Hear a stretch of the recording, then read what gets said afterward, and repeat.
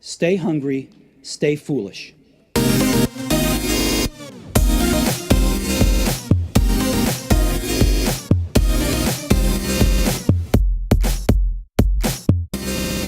Our guest today argues that we have now reached a turning point in history from which creating competitive advantage may no longer be in the best interests of an organization.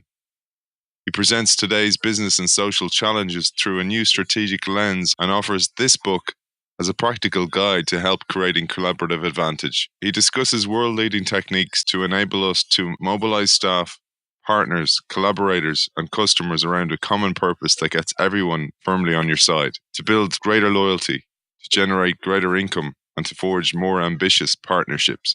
We welcome strategic consultant, social entrepreneur, and the author of Collaborative Advantage, How Collaboration Beats Competition as a Strategy for Success, Paul Skinner. Welcome to the show. Thanks, Aidan. It's great to be on the show. I love the way, Paul, you introduced the book, where you imagine a world where the rebels rather than the rulers get a chance to build. The inspiration for that comment was that I'd been reading the book The English Rebel by the historian David Horspool, and I was struck by a couple of things. He describes the history of English rebellion as essentially a history of failure, and he has this magnificent opening line where he writes that rebels, unlike their rulers, rarely get the opportunity to build things. And of course, the implication is that it's the rulers who have the resources with which to build and to leave their mark visibly on the world. And it had struck me that there was a parallel between that observation and conventional approaches to business strategy, which imply that it's the exploitation of the resources that we own, manage, and control that determines our success. But I came to the view that in our ever more interconnected world, the limiting factor on our success might actually be the quality of our ideas, the degree of influence that we can bring to bear on the world, the quality and the value of our relationships. And so that comment about imagining a world in which rebels get to build things rather than their rulers is part of an opening invitation to the reader to see the process of creating collaborative advantage as an opportunity to set our sights much higher in terms of what we're able to achieve with whatever resource level we happen to have. With regards collaborative advantage, you talk about it's our uniquely human mind that enables us to collaborate. And this is what got us to the top of the food chain at the moment in the world, until AI maybe starts threatening us. But at the moment, we're at the top of the food chain because we can collaborate and because we can assemble people towards a common cause or a common purpose. It's interesting that you pick up on that. Funnily enough, Ben & Jerry, the founders of the ice cream company Ben & Jerry's, have been kind enough to review the book ahead of its US launch next month. And they've picked up on exactly the same thing in their review, saying that while anything can compete, what makes us unique as humans is our near miraculous capacity for cooperation. And I think that's true. I mean, even Usain Bolt probably couldn't outsprint a jaguar. But if you try asking a jaguar to organize a charity fun run, for example, then you're going to be very disappointed. We are natural born problem solvers, and we solve our problems with stories. The first problem that we solve is where to go, whether literally or metaphorically. Evolutionary biologists even speculate that it's our ability to move with intentionality that caused us to evolve brains in the first place. Because, of course, moving requires us to know where we've been, where we are, and where we could get to. In other words, it requires us to know past, present, and future, or the beginning, middle, or end of a story. And one of those three components will be at the center of almost anything we ever say or think. Now, of course, the magic of cooperation begins when we diversify the range of problems we can solve by sharing these stories with each other, as we're doing all the time. And ultimately, it's our uniquely complex language which enables us to develop social constructs, such as the very ideas of our businesses, which, like the ideas of countries, for example, as Yuval Noah Harari writes persuasively in Sapiens, are things that don't necessarily exist in a literal way, but are rather concepts that enable us to have a shared understanding, to buy into shared, to accept the same assumptions, to develop mechanisms of cooperation that can ultimately spread right around the world at a level of sophistication and scale that, as you point out, is clearly unmatched by any other species. And one of the things I'm trying to do in my book, Collaborative Advantage, is to make it easier for leaders to put the right kind of cooperation-enabling ideas at the heart of their businesses to maximize the success that they can achieve. Before we focus fully on collaborative advantage itself and talk about your outside-in framework, let's talk about the main factors contributing to the rise of competitive advantage in the past. So this is kind of the foundation of business as we know it today, unfortunately, and we're still living with the remnants of that. Let's give a quick history of the rise of competitive advantage and the dominant way we've done business to date. I suppose something we're very familiar with today is we're coming across new concepts in business strategy all the time, and familiar with the idea that you can gain business advantage both from having a better strategy, but also from having a better idea of how you create strategy in the first place. But looking into the history of competitive advantage for the book, I discovered, first of all, that competitive advantage was, of course, the first big idea in the history of business strategy. But perhaps more surprisingly, that the very idea of strategy as a thing in business wasn't really conceived of before the 1960s, where the word was really only used in writing about politics and warfare. The word competition hadn't been used in business literature before the 1960s, certainly not extensively. And of course, there hadn't been the provision of strategic advisory services to help business leaders to develop better strategies. But those three things, strategy, competition, advisory services, were all born at one and the same time in response to what was an early wave of market liberalization, when the key challenge facing business was perhaps most centrally that domestic manufacturers were finding often for the first time that businesses were entering their markets from overseas and they were losing some of their customers to these businesses. So those conditions created what you might describe as sort of very dry wood for the flame of the idea of competitive advantage to take hold. And so it's perhaps for that reason that the concept of competitive advantage, when developed, and the metaphor more broadly of competition and competitiveness in business, have really had an absolute stronghold on our understanding of how to unlock success in business ever since, and pervaded so much of our thinking in economic development. I thought it was really interesting, the overview you gave of strategic consulting, and that the different models proposed by BCG, McKinsey, and Bain, that all these people came from a similar background, which was finance, which is why we see in a way what you call the tyranny of finance. Essentially, the rise of competitive advantage came in the form of four different versions of the same story.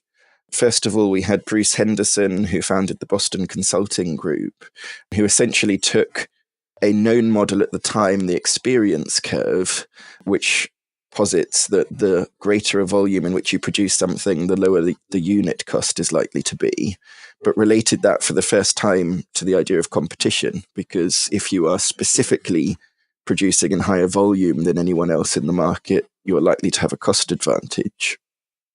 Then Ed Bain pioneered the application of the 3 Cs, or cost, customers, and competitors, through Bain & Co. He'd actually began his career at the Boston Consulting Group, but they ran their 3 internal divisions in competition with each other because they were so obsessed with this idea of competition. Ed led the division that prevailed in that internal competition, and so perhaps unsurprisingly and somewhat ironically, as a result, decided that he and his leadership team could form their own firm and outcompete BCG. And so that's what gave rise to the birth of Bain & Co. as BCG's most dangerous competitor. Fred Gluck at McKinsey was brave enough to tell his bosses that he felt that in response to these new offerings. McKinsey didn't really know what it was doing. So he was given the mission of solving that problem and heading up their advisory work, and eventually became CEO of McKinsey.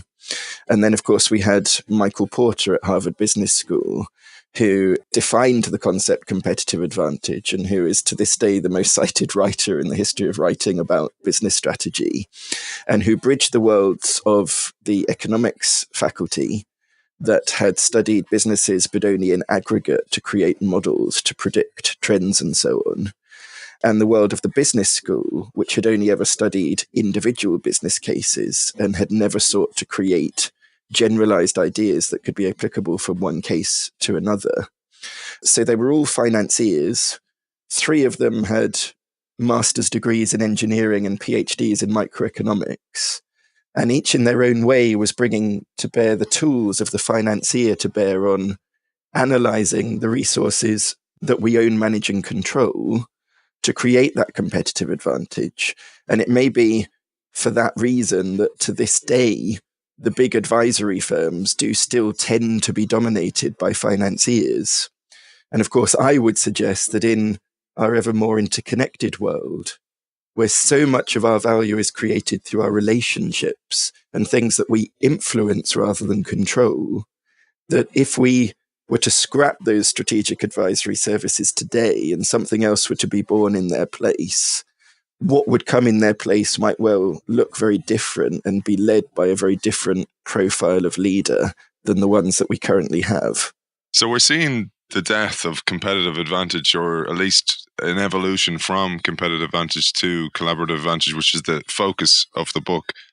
Let's dive into that a bit, Paul, and explain what collaborative advantage is. Collaborative advantage is the process, or creating collaborative advantage is a process of creating business advantage by maximizing the value creating potential that we can harness both outside as well as inside the business. It's a radical alternative to competitive advantage with, I think, 3 main benefits. First of all, it can help us overcome what I see as the core limitations of competitive advantage, which limits the kinds of opportunity we can even perceive in the first place, let alone achieve. Secondly, it's something that we can use to grow our businesses more quickly and efficiently by better harnessing the fuller value creating potential of the environment in which we operate and also of our customers as active creators of value in their own right, or in the case of a non-profit, to accelerate social change by more strongly harnessing our collective agency, and in particular, the active agency of the groups we're most looking to support. And which can also help us to, thirdly, embed a more inspiring purpose in our businesses. All of the literature that I've most persuasively come across on happiness tends to imply that we achieve happiness best not by seeking to become happy, but rather by seeking to become or contribute to something bigger than ourselves. And when we work for a business that is genuinely trying to make a meaningful contribution to people's lives, I think it's much easier for that work to feel more like a vocation and to bring more of our creative energy to work. And similarly for customers, it's far more appealing to be served by a business that we can feel is genuinely on our side in some way and helping us to make the most of life. So it's a broad concept, and I'm coming across illustrations of it all the time. I'm actually just back from talking about collaborative advantage in Rotterdam, where I came across 3 illustrations of this point before I'd even arrived at my hotel. So first of all, it was my first time in Rotterdam, and the first thing I learned about the history of the city was that it had become a great city historically, not so much by competing with the world's other great cities, but rather by being connected to them through its magnificent port. When I arrived at the Rotterdam Central Station, the first thing I found in the supermarket in the station was a bottle which was part of their city water scheme, where you can buy bottles of water that are reusable for not much of a different price to the price you might pay for a single-use bottle of mineral water. But with the difference that when you buy that bottle, you're making a contribution to sustainable water schemes in developing economies. The bottle is reusable, and in exchange for that, you can take it to various pipes across the city and get access to free tap water to refill the bottle to keep yourself refreshed while you're exploring Rotterdam. And then thirdly, just before I got to my hotel, I passed a gym that was called Train More Gyms, and with the tagline, Train More, Pay Less. So I was really intrigued and went inside and met the person who'd opened the Rotterdam Train More Gym, which was part of a burgeoning chain. And she explained to me that the founder of the gyms had previously owned a chain of gyms which had gone bankrupt. And he'd become cynical about the business model of gyms, where gyms actually are quite happy to have members that never come. Because if you're paying your monthly subscription and don't turn up, it leaves them quite profitable as a gym. He instead wanted to create a gym that was actively on the side of its members getting into shape. So he developed the idea, Train More, Pay Less, where they charge a monthly subscription. The Rotterdam gym was €29 a month. But every day that you go in and train in that gym, they take €1 off that month's subscription price. So quite literally, if you train every day, you don't pay anything. Now, he was told by investors, you're crazy, you'll go bankrupt a second time. But he found a way to make it work. It worked with his first gym. He now has, I think, 8 gyms across Amsterdam. He's spreading right across the Netherlands and now has €16 million of investment to expand into other countries. So being on the side of your customers can really pay dividends for the business owners as well. You talk about the term negative externalities in that respect, and it makes total sense. And hopefully we're seeing an end to negative externalities in the business world. A negative externality is essentially the idea that there are costs generated by a business, but which are not borne by the business and which are therefore borne by the rest of us. So to give a micro and a macro example, if we take a nightclub, it might provide a very entertaining environment for the people partying, but it could also create noise pollution to the detriment of people living in the vicinity of the nightclub that could harm their well-being, that could even harm their economic value-creating potential if they're tired when they get to work in the morning. Or at a macro level, we might think of, the biggest externalities are things like environmental resource depletion and climate change. Now, I'm not sure that I or anyone could actually have the answers to addressing all negative externalities. But I think that collaborative advantage, as presented in the book, does provide tools that readers and leaders can use to create their own answers. And I think that where negative externalities are costs that are essentially borne by all of us, it's very difficult to see the concept of competitive advantage as a way to overcoming those. Competitive advantage is about creating a win. A win condition in a competition is when you defeat others. It's a win for yourself. I think the idea of collaborative advantage is actually about creating a much bigger win, a win for the business, in fact, a bigger win for the business. But by creating better wins for customers and better wins for the communities that we live, work, and operate in as well. We're seeing a huge shift towards stakeholder value as opposed to shareholder value, which has been the main reason businesses seem to exist in the past. And hopefully this is why we're seeing a shift towards purpose and the circular economy. Yes, I think that's right. I mean, you could suggest that competitive advantage was to shareholder value what collaborative advantage can be to broader stakeholder value. And I think that's what business, in some ways, it gets us back to the origins of business in the first place. A business should be about contributing as well as receiving. If you're my customer and I'm a business and I'm not doing something that helps you improve your life, then why should I exist as a business? If I'm not doing it in a way that also makes sense for me as a business and for the community that we live and work in, then how can I really exist as a business? And that fundamental cooperative nature of business is almost embarrassingly obvious. But I would say that the concept of competitive advantage may have overshadowed that essentially cooperative nature in business activity and given rise to many of these negative externalities and many of the downsides that we've seen in business and global business, as well as perhaps limiting the upsides unnecessarily as well.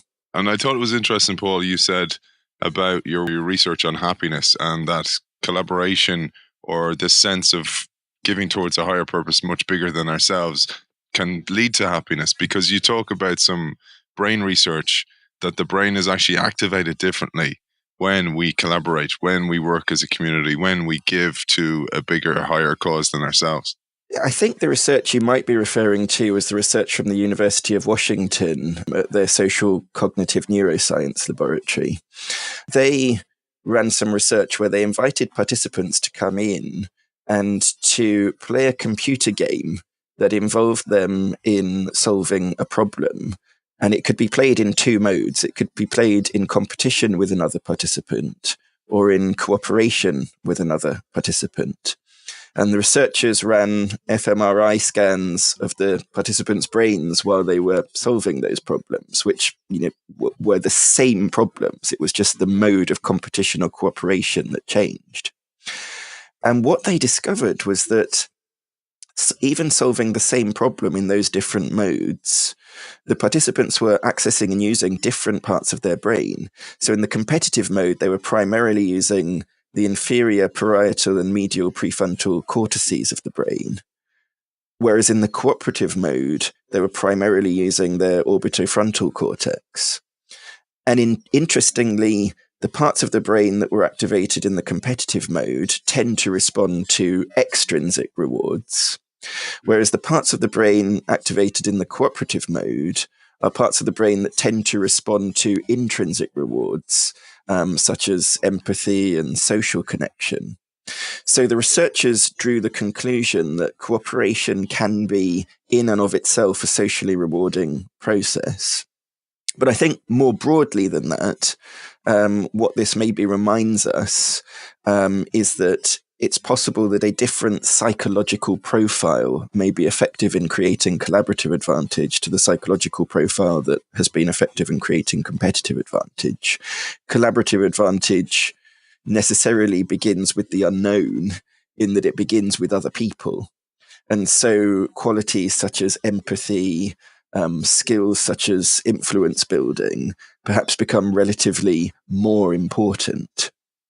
Peter Bazalgette has written a book on empathy where he suggests that in the very near future, people might take fMRI scans to help profile themselves for what kind of line of work they might be adapted to. He gives the example of the medical profession, for example, where you would want a GP or a nurse to have high levels of empathy. In some ways, a surgeon, for example, you might want them to be able to turn their empathy off, because at the moment of cutting into you, you don't want them to suddenly get a bit emotional. And actually, that shift is clear in even job specs at the moment. I mean, if you look at the top 10 skills of the work of the future type of things, these type of studies that you see, emotional intelligence and empathy are always high on the list. And many people don't know why, but it made sense to me when I was reading the book that this is why, because you have to see beyond the business as a competitive set. It's not you against your competitor, it's you plus your competitor in a much wider ecosystem, including people on the planet. So that changes the game, and that changes how you need to approach every single problem. Yes, I think that's absolutely right. To create collaborative advantage, you need to be able to perceive the world through other people's eyes, and that's a fundamental source of your ability to create value with them. On that, right, we're not just going to tell people what it is. We're going to actually look a little bit about how you can do this now, because you've created this fantastic 5-part outside-in framework. Let's delve into that a little bit and discuss the 5 elements.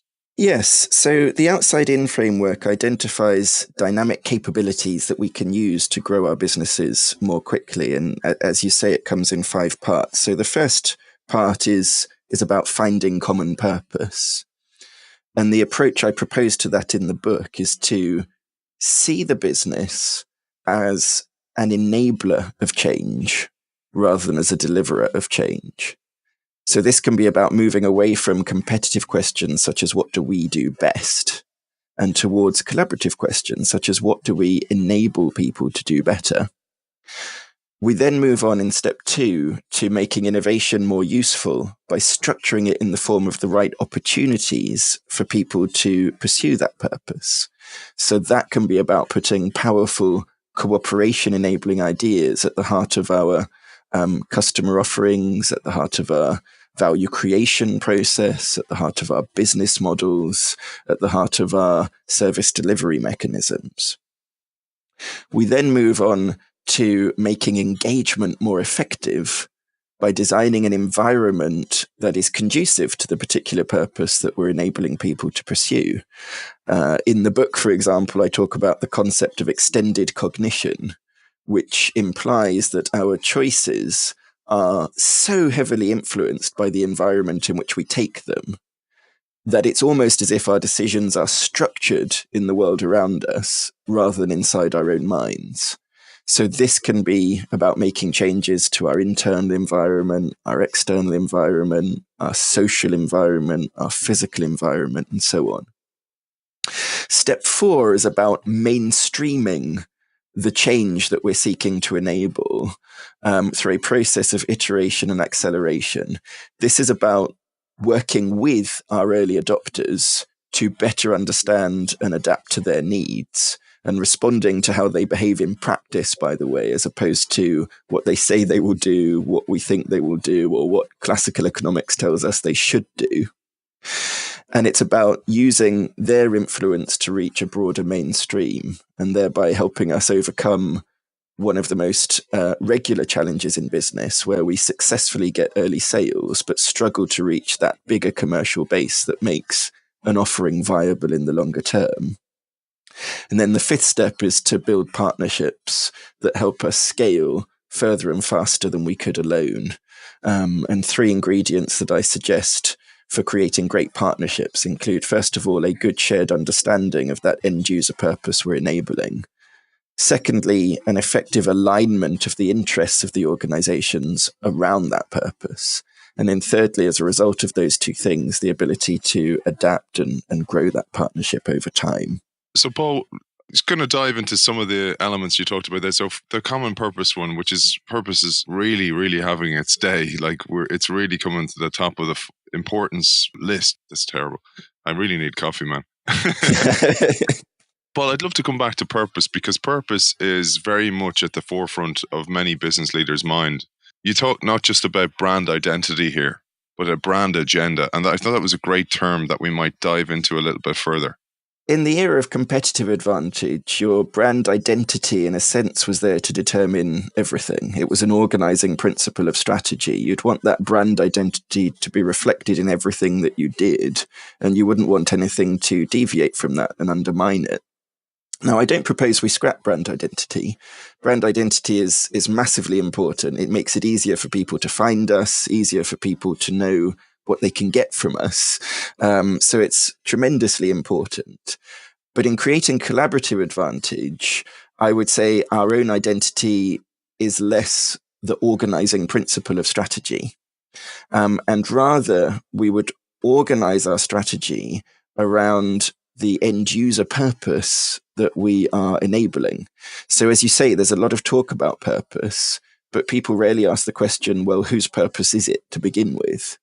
And I would say that if our customers are the primary value creators, then it makes sense to begin with the purpose we can enable them to pursue, and then to make that purpose common by working ourselves and with our collaborators and partners to build common purpose around enabling that pursuit. So the organizing principle of strategy becomes orientated around the purpose we're enabling rather than ourselves as an identity. Here you give a great example of Coca-Cola, for example, not seeing the competition as other fizzy liquid, but essentially someone that's competed for a moment of happiness, or that moment or that experience that Coca-Cola is targeting. Yes, that's right. I mean, Coke have a long history of essentially inviting people to enjoy a moment of happiness when they drink Coke. And that's been at the heart of their marketing ever since they first popularized the concept of Santa Claus.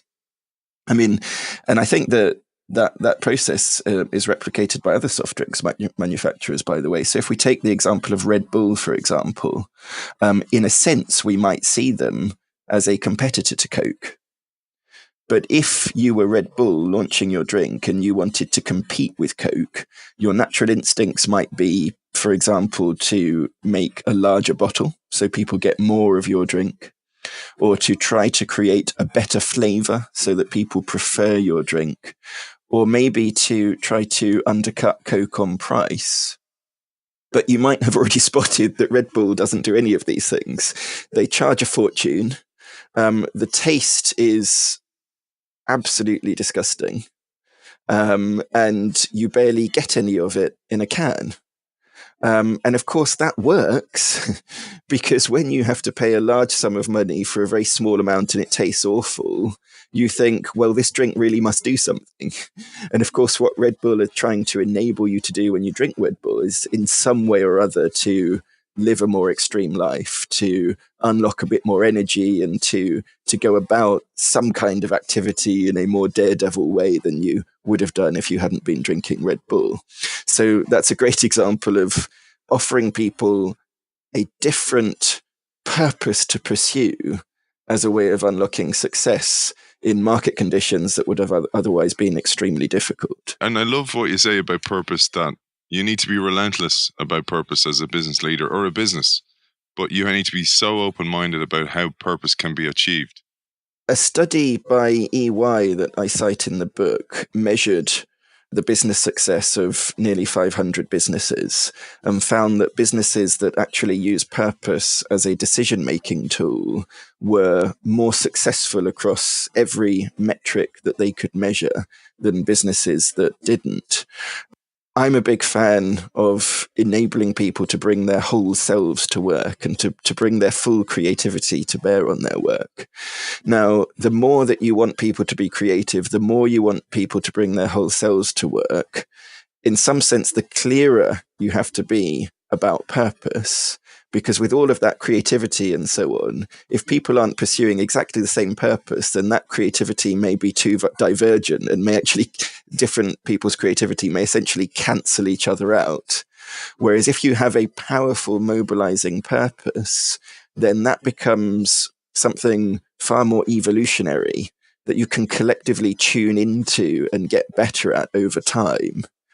And one of the things that I'm specifically doing in talking about collaborative advantage is helping people to see purpose as something where you're not just unlocking the value creating potential inside the business with purpose, but actually achieving even more ambitious and powerful results by unlocking the value creating potential of purpose outside as well as inside the organization. You talk about the importance of co-creation and prosumerism, so where the outside has an input into the products you're making or into the service that you provide. But you also talk about when you want to activate collaborative advantage, that one thing that many leaders fail to do is engage their people in the decision-making process, fail to engage the actual workers within the company in the future of the business, in developing this strategy, because when they're part of it, they're way more engaged. Yes, I think that's absolutely right. I mean, there was some research from McKinsey that I was reading recently that suggests that businesses that involve people in transformation are 5 times more likely to succeed in their own terms than businesses that don't. So I think you're absolutely spot on there. It might, however, be useful to draw a distinction between collaborative advantage and a number of other things relating to consultation that might sound a bit like collaborative advantage and are good things, but are different concepts. So collaborative advantage is a process of creating business advantage by better harnessing the fullest possible value creating potential outside as well as inside the business. And so we would always unambiguously want more of that. If we look at some other things, it's a bit different. So take collaboration, for example. Collaboration is, of course, a great thing. You'd be surprised if somebody who's written my book would say otherwise. But the answer isn't always just to have more of it. A study by Harvard a couple of years ago found that managers were often already spending up to 80% of their time on collaborative activity. And so the answer to achieving more can't simply be more collaboration, because that 20% of their time is all the time they have left for quiet thinking and for deep reflection and so on, which is, of course, so precious and valuable. Collaborative advantage is also not the same as compromise. So again, compromise is a good thing. The world is better off for compromise, but it's not always the answer. So we can agree to drive on the left-hand side of the road, for example, such as in Ireland. We can all agree to drive on the right-hand side of the road, such as in France. But there are contexts, such as that one, where one thing we don't want to do is to meet in the middle. And then equally in terms of consultation is a great thing. It helps us understand more. It helps us involve people more. But the answer isn't always just more consultation. Sometimes having a very clear purpose can actually help us to be more efficient in our consultation. Steve Jobs, for example, once famously remarked that he knew that an Apple device was ready to be launched, not when extensive market research told him so, but when that device was so appealing that it made him want to lick it, for example.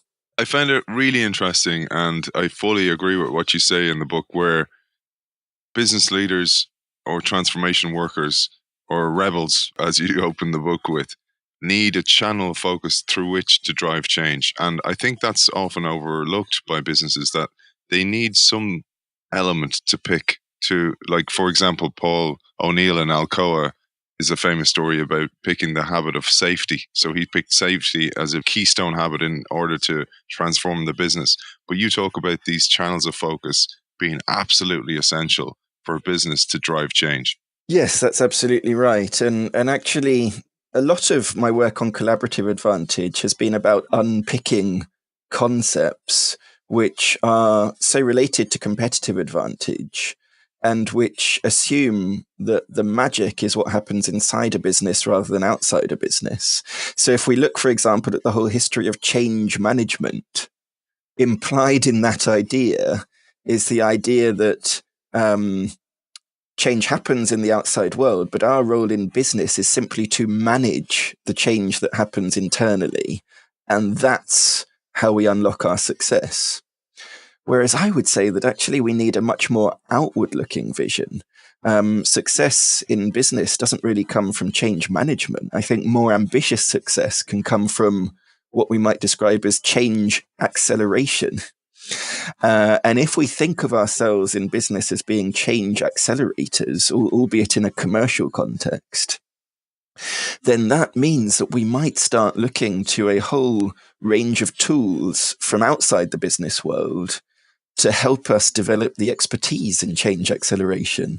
We might look to the non-profit world, for example, which has dedicated itself throughout its history to better understanding processes of change and to better enabling them.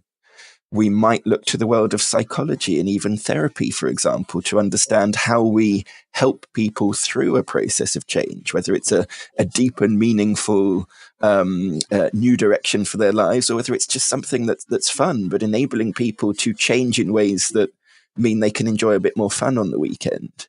So whatever line of work we're in, I think seeing ourselves as accelerators of change invites us to be more ambitious in the results we seek to achieve and to draw on a more sophisticated range of tools, a more powerful range of tools in terms of how we might unlock that success. Yeah, and I loved the way you did this, Paul. We should share the work you've done with Pimp My Cause, because you talked about your own moment where you questioned yourself as a change maker in the role you did in marketing and in consulting, where you went above it and you went, how can I make a huge change with this rather than just do a job? And I loved the concept you came up with, which is Pimp My Cause. That experience that you're talking about was a positive, life-changing experience for me. I was simply out running one day, but I'd just been meditating. And when you meditate, you bring your mind to silence. And I think the experience of doing that and experiencing the space between thoughts maybe just helped me to perceive more clearly that the value comes in the spaces between things. It's quite difficult to have an idea, for example. Rather, we create the spaces for ideas to emerge in between our thoughts, and then we can use our conscious minds to develop those ideas, but we can't just sort of have an idea on command. Similarly, greater value can be unlocked in the spaces between us as people than within us as individuals. And having been meditating and just enjoying that silence that unifies us and brings us together, I was quietly reflecting on what marketing can achieve and my profession as a marketer and thinking, is there really a point to it? And I started to think that essentially marketing provides that necessary junction point between production and consumption. Unless marketing comes along to formulate resources, to form resources as a proposition for people to buy into, then economic activity can't happen in the first place. And of course, if marketing is done in the most useful possible way, then what we end up achieving is essentially harnessing the world's resources to create greater good in the world. And so it inspired me to see the process of using the tools of influence as a vocation. And I think that experience was quietly perhaps the inception of my thinking on collaborative advantage. And to relate my book to my work activities, as you suggest, I would say that everything that I do professionally is about enabling people to create collaborative advantage. That's what's become my vocation, as it were. And the book is one side of what could be a three-sided coin, if you could have a three-sided coin, in that as well as the book, I do my advisory work through the Agency of the Future, where we help leadership teams achieve more ambitious results by creating collaborative advantage in practice. And I run the social enterprise, Pimp My Cause, which connects marketing professionals with charities and social enterprises that they can support with their marketing talent and get better at marketing themselves, developing their own marketing capabilities in the process. And that has been an absolute living laboratory of collaborative advantage in practice. We have just over 2,500 causes on the platform, almost all of which are run by people that we could describe as absolute ninjas of higher purpose, really relentlessly pursuing the particular purpose that brought their organization into being. Then even quite small charities and social enterprises are fantastic test beds for exploring approaches to collaboration, because they typically need to align the interests of quite complex stakeholder environments when we consider their beneficiaries, their service users, their customers, their volunteers, their advocates, their donors, their partners, and so on. And then along come our marketers with their tools of creativity, and they apply that creativity to the cause purpose to unlock greater, more impactful, and more sustainable levels of collaboration. And those three ingredients of purpose, creativity, and collaboration have just contributed so much to my thinking on the development of collaborative advantage and to the particular tools that I develop in the book to make it easier for the reader to create collaborative advantage for their own business or organization. I love when that happens, Paul, where you put yourself out there and you push yourself. And like you say, we're these amazing future creators or problem solvers, and the dots connect in the future. And we don't know right now why we're doing what we do. So what you did with Pimp My Cause, you did that work, a huge amount of energy and effort put into it. And then the dots connect in the future and becomes the genesis for your book, and it connects with your work and it gives purpose to your whole life. I mean, I can present the different aspects of my work as three aspects of the same thing. And I think they all emerged a bit more organically than that. And it's perhaps that worldview that was coming into focus and crystallizing through the practice of the activity that now makes sense of it all and provides coherence and gives me the mission that I'm pursuing in my work. To finish up, let's talk about how we bring collaborative advantage way beyond the workplace, the business world, because you dedicate a section at the end of the book to bringing it globally. So how do we make a positive impact on politics, on society, and on humanity as a whole? And here you use the inspiring term, a move from survival to thrival. Collaborative advantage is a very flexible concept, and it can be applied in almost any context. And I think the main difference when looking at these kind of social challenge and global problem is not so much the techniques, but it's rather, first of all, the context of using the techniques to solve what we might describe as a shared problem, a problem that none of us can solve on our own. And secondly, applying those techniques collectively across organizations, across governments, across nations.